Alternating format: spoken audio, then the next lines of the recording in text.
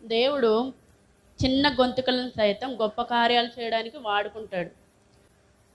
Smallest voice కూడా దేవుడు greatest work జరగడానికి వాళ్ళని వాడుకుంటాడు. ఆమె ఏం చేసింది? ఆమె వంతుకి ఏమైనా ధనము ఇచ్చిందా?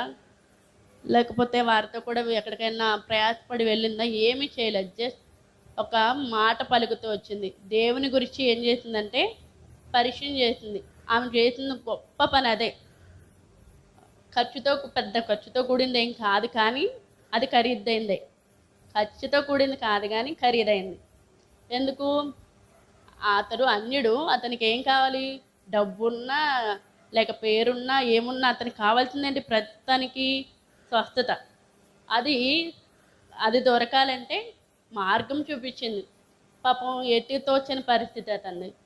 ధైర్యం చెడిన వారికి, నిరీక్షణ లేని వారికి, ఎటు తోచని పరిస్థితుల్లో ఉన్న వారికి మనం ఏం చేయాలి? ధైర్యం చెప్పాలి. వారికి కుదిరితే 2 మాటలు, నిరీక్షణతో కూడిన మాటలు, ఆశతో కూడిన మాటలు మాట్లాడితే దేవుడు మన మాటల ద్వారా ఎవరిని తాకుతాడో తెలియదు. మన మాటలలో చాలా ప్రభావం ఉంటుందట.